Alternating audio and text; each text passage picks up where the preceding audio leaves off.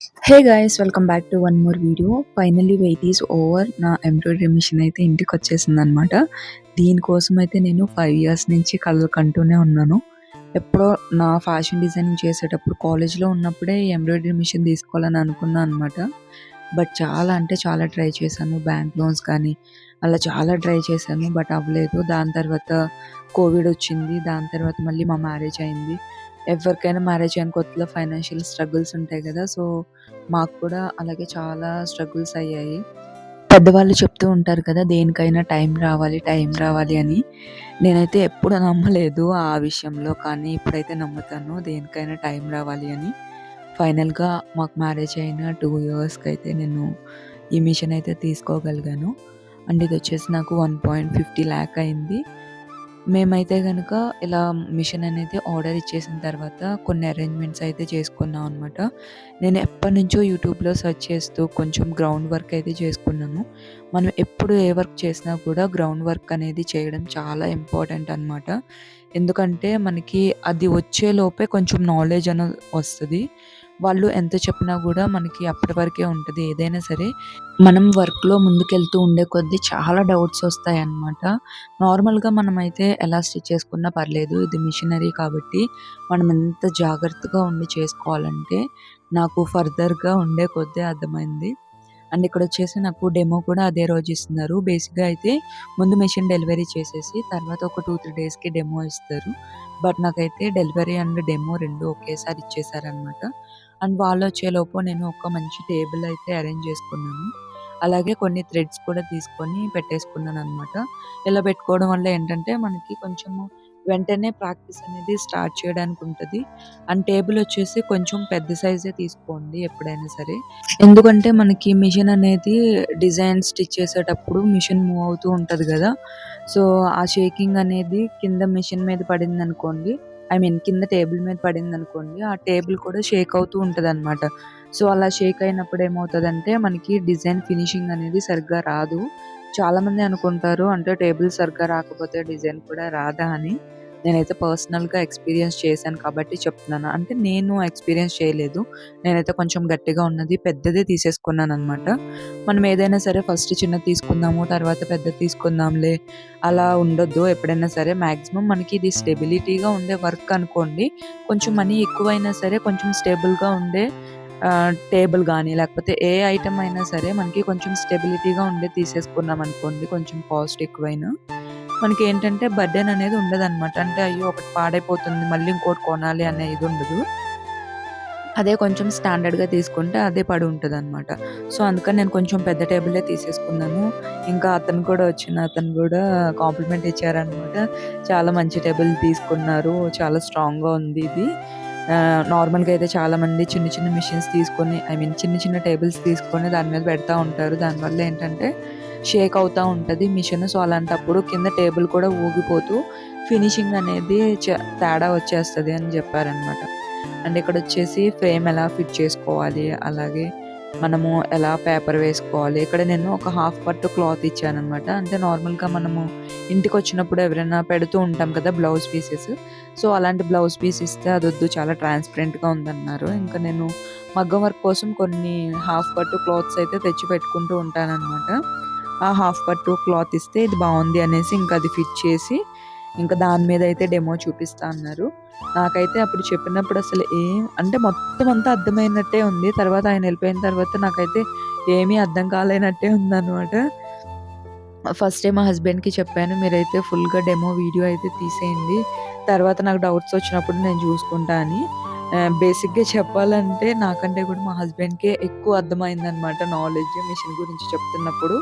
నాకేంటంటే వెంటనే చెప్పగానే తొందరగా అయితే క్యాచ్ చేయలేకపోయాను. ఎందుకంటే మిషనరీ గదా! సో, కొంచెం కన్‌ఫ్యూజింగ్‌గా ఉంటది. మనకేంటంటే అంతా తెలిసిపోయినట్టే ఉంటది. ఎందుకలా అనిపిస్తదంటే నేను ఆల్రెడీ చాలా ఇయర్స్ నుంచి యూట్యూబ్‌లో సెర్చ్ చేస్తూ మొత్తం అంతా గ్రౌండ్ వర్క్ చేస్తూ ఉన్నాను గదా! సో, ఆ గ్రౌండ్ వర్క్ చేసి తర్వాత ఈయన చెప్పే డెమో వచ్చేసి వేరుగా ఉందనమాట కొంచెం. సో, అది ఇది కన్‌ఫ్యూజ్ అయ్యేటప్పటికి ఏంటి అనేది అర్థం కాలేదు. అలా దానివల్ల ఏం ప్రాబ్లమ్ లేదు. అంటే మనకేంటంటే కొంచెం యూట్యూబ్‌లో చూడడం వల్ల కొంచెం నాలెడ్జ్ వస్తది. వీళ్ళు చెప్పేదాన్ని బట్టి ఇంకొంచెం నాలెడ్జ్ వస్తది కాబట్టి వీళ్ళేంటంటే జస్ట్ చెప్పేసి వెళ్ళిపోతారు. తర్వాత మన బాధలు, మన తిప్పలు మనమే పడాలి. చాలామంది చెప్తూ ఉంటారనమాట, మీకు ఏ చిన్న ప్రాబ్లమ్ వచ్చినా మీరు కాల్ చేయండి, మేము వచ్చేస్తామని. తర్వాత అయితే ఎలాంటి రెస్పాండ్ ఉండదనమాట. ఎందుకంటే ఫస్ట్ వాళ్ళు మిషన్స్ అనేవి సేల్ చేసుకోవడం కోసం చాలా మాటలైతే చెప్తూ ఉంటారు. అందరూ అలా ఉంటారని చెప్పను. కొంచెంమందయితే మంచి సర్వీస్ ఇచ్చేవాళ్ళు ఉంటారు. కొంతమందయితే అసలు రెస్పాండ్ కూడా అవ్వరనమాట. అలా అని ప్రతిదానికి చిన్న రిపేర్ వచ్చినా సరే మనము ఇలా మెకానిక్స్ మీద అలా డిపెండ్ అవ్వకుండా మనమే ఓన్‌గా రిపేర్ చేసుకునేలాగా ఉండాలనమాట. చిన్న చిన్న ప్రాబ్లమ్స్ వచ్చినా మనం ప్రతిసారి వాళ్ళకి ఫోన్ చేసినా గూడా వాళ్ళు ఇరిటేట్ అవుతూ ఉంటారు గదా! సో, మాక్సిమం చిన్న చిన్నవి అలాంటివన్నీ గూడా మనం గ్రౌండ్ వర్క్ చేసుకొని ముందే తెలుసుకొని ఉంటే గనక మనకి వర్క్ అనేది ఈజీ అవుతది. అండ్ దాని తర్వాత ఇంకొక పార్ట్ ఏంటంటే మెయిన్ మనకి ప్రాక్టీస్ అనేది చాలా ఇంపార్టెంట్ అనమాట. నేనైతే 1 మంత్ ప్రాక్టీస్ చేశాను. దాదాపు ఒక 10, 15 బ్లౌజెస్ అనేది చేశాననమాట. ఎందుకంటే మనకి నెక్ జాయింట్స్ దగ్గరే చాలా ప్రాబ్లమ్ అవుతూ ఉంటది. నార్మల్‌గా యూ షేప్‌లో ఉన్న నెక్స్ అయితే ఈజీగా స్టిచ్ చేసేయొచ్చు. కట్ వర్క్ ఏదైతే వస్తదో ఆ కట్ వర్క్ దగ్గర నెక్ జాయింట్ చేయడం అనేది చాలా కష్టమవుతదనమాట. నార్మల్‌గా కట్టింగ్స్‌లో గూడా చాలా డిఫరెంట్ షేప్స్ ఉంటాయి. వర్క్ డిజైన్స్ అన్నీ ఒకేలాగా ఉండవు కదా! ఎందుకంటే కొన్ని యూ కట్ వస్తాయి. కొన్ని కొంచెం ఏమంటారు అప్ అండ్ డౌన్స్ కర్వ్స్ వస్తాయి. సో, అలా చాలా చాలా ఉన్నాయన్నమాట. నేనేంటంటే ఫస్ట్ ఒకటి నేర్చుకున్నప్పుడైతే కొంచెం బాగా స్ట్రగుల్ అయ్యాను. ఫస్ట్‌లో నెక్ జాయింట్ రాక. ఒక డిజైనే ప్రాక్టీస్ చేసేటప్పుడు ఒక డిజైన్ మాక్సిమం ఒక 4, 5 క్లాత్స్ అయితే వేస్ట్ చేశాను. నాకు రాలేదు. దాని తర్వాత మా హస్బెండ్ చెప్పారనమాట, దీన్ని ఇలా జాయిన్ చేయాలి, దీన్ని ఇలా జాయిన్ చేయాలని. ఆ తర్వాత అర్థమైంది నాకంటే బాగా మీరే విన్నారనేసి. ఇదేంటంటే మనము ఒకవేళ ఇన్ కేస్ మన హస్బెండ్ ఉంటే చక్కగా ఆయన్ని కూడా మనకి డెమో ఇచ్చినప్పుడు పక్కన పెట్టుకున్నామనుకోండి, కొంచెం సపోర్ట్‌గా కూడా ఉంటది. అండ్ వాళ్ళేంటంటే తర్వాత మనం ఏమైనా టెన్షన్ పడినా అలా కొంచెం ధైర్యం చెప్పడానికి కూడా ఉంటదనమాట. సో, అందుకని నేనైతే మా హస్బెండ్‌ని ఉండమని చెప్పాను. ఆ రోజైతే ఆఫీస్ లీవ్ పెట్టేసి ఇంకా ఆఫ్టర్‌నూన్ నుంచి లీవ్ అడిగి వచ్చేసారనమాట. ఇంక మొత్తం డెమో అంతా అయ్యి మళ్ళీ నేను ప్రాక్టీస్ స్టార్ట్ చేసే వరకు నా దగ్గరే ఉన్నారు. ఎందుకంటే ఇలాంటి మిషనరీ గానీ, ఇలాంటి హోమ్ బిజినెస్‌కి ఖచ్చితంగా మన హస్బెండ్ గానీ, మన ఫ్యామిలీ సపోర్ట్ అనేది ఎంతైనా ఉండాలి. మనమే చూసుకొని, మనమే చేసేసుకున్నామంటే నడవదనమాట. ఎందుకంటే వాళ్ళు కూడా ఉన్నారనుకోండి, దాంట్లో ఉండే స్ట్రగుల్స్ కానీ, లేకపోతే మనం ఎంత కష్టపడుతున్నాము, ఒక డిజైన్‌కి ఎంత టైం పడుతుంది, మనం ఎలా ప్రాక్టీస్ చేస్తున్నామో, వాళ్ళకి కూడా పర్సనల్‌గా, ప్రాక్టికల్‌గా ఒక ఐడియా అనేది వస్తదనమాట. ఎందుకంటే ఇలాంటి వర్క్స్ చేసేటప్పుడు మనకి ఇంట్లో టైంకి పనవ్వకపోవచ్చు. ఇంట్లో వర్క్స్ అలాగే మనము ఈ బ్లౌజెస్ అనేవి టైమ్ టు టైమ్ బ్యాలెన్స్ చేయడం అనేది అన్ని టైమ్స్‌లో కూడా కుదరదనమాట. సో, అలాంటి టైంలో మన హస్బెండ్స్ కానీ, ఇంట్లో అత్తయ్య, మావయ్య వాళ్ళు కానీ, ఆ అండర్‌స్టాండింగ్ లెవెల్ అనేది కొంచెం హైగానే ఉండాలి. బిఫోర్ కిడ్స్ అయితే ఈ బిజినెస్ చేయడం ఒక లెవెల్‌లో ఉంటది. ఆఫ్టర్ కిడ్స్ అయితే వేరే లెవెల్‌లో ఉంటది.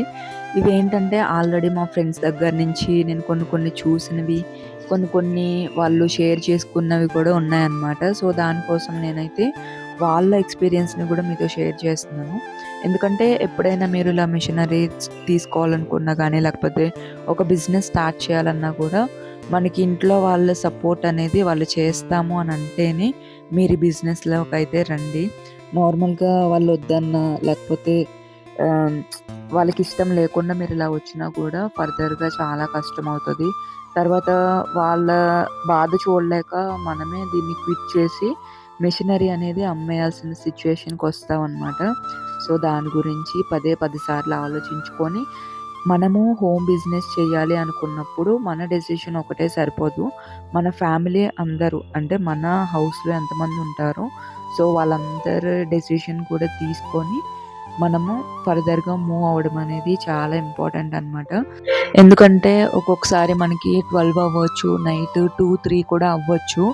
ఎందుకంటే ఇంట్లో ఉండే వర్క్ చేసే వాళ్ళకి నార్మల్‌గా టైమింగ్ అంటూ ఏమి ఉండదనమాట. అదే జాబ్ అనుకోండి, నైట్ 6కో, 7కో ఇంటికొచ్చేస్తాం. మార్నింగ్ 10కెళ్తాము. సో, అలా 10 టు ఈవినింగ్ 6 వరకు అలా ఉంటది కాబట్టి, ఆ తర్వాత జాబ్ విషయాలేమి ఇంట్లో రిపీట్ అవ్వవు. బట్ ఇక్కడేంటంటే మనము హోమ్‌లో బిజినెస్ చేసే వాళ్ళకి టైమింగ్ అనేదే ఉండదనమాట. ఎర్లీ మార్నింగ్ లేవాల్సొస్తది. లేకపోతే మిడ్‌నైట్ వరకు చేయాల్సుంటది. సో, ఇలాంటివన్నీ కూడా మన ఇంట్లో వాళ్ళు అర్థం చేసుకొని మనకి సపోర్ట్ చేయడం అనేది చాలా ఇంపార్టెంట్. అండ్ ఫైనల్‌గా అయితే ఇక్కడ డెమో ఇచ్చేసారనమాట. కంప్లీట్ అయిపోయింది. రాడ్ ఎలా ఫిక్స్ చేసుకోవాలి, ఎక్కడ ఆయిల్స్ పోసుకోవాలి ఇవన్నీ చెప్పారు. ఫర్దర్‌గా వీటికి సంబంధించిన ట్యుటోరియల్స్ అనేది ఖచ్చితంగా షేర్ చేస్తాను. అంటే రిపేర్స్ వచ్చినా లేకపోతే థ్రెడ్ బ్రేక్ అయినా సో అలాంటివన్నీ ఎలా చేసుకోవాలి, మిషన్ ఎలా క్లీన్ చేసుకోవాలి సో అవన్నీ కూడా షేర్ చేస్తాను. ఆల్రెడీ వీడియోస్ అయితే తీసి రెడీగానే ఉన్నాయి. ఫస్ట్ అయితే నాకు ఈ అన్బాక్సింగ్ వీడియో అనేది మీతో షేర్ చేసుకోవాలని అనిపించింది. అందుకోసమే ఈ అన్బాక్సింగ్ వీడియో అయిపోయిన తర్వాత దీనికి సంబంధించిన ఒక్కొక్క వీడియో అయితే కనుక వస్తూ ఉంటుంది. వీడియో నచ్చితే తప్పకుండా లైక్ చేయండి. అండ్ దీని గురించి ఇంకేమైనా క్వెరీస్ ఉంటే కనుక కింద కమెంట్ సెక్షన్‌లో చెప్పండి. నేను తప్పకుండా రిప్లై చేస్తా. మళ్ళీ ఇంకొక మంచి వీడియోతో మళ్ళీ కలుద్దాం. అంతవరకు బాయ్ బాయ్.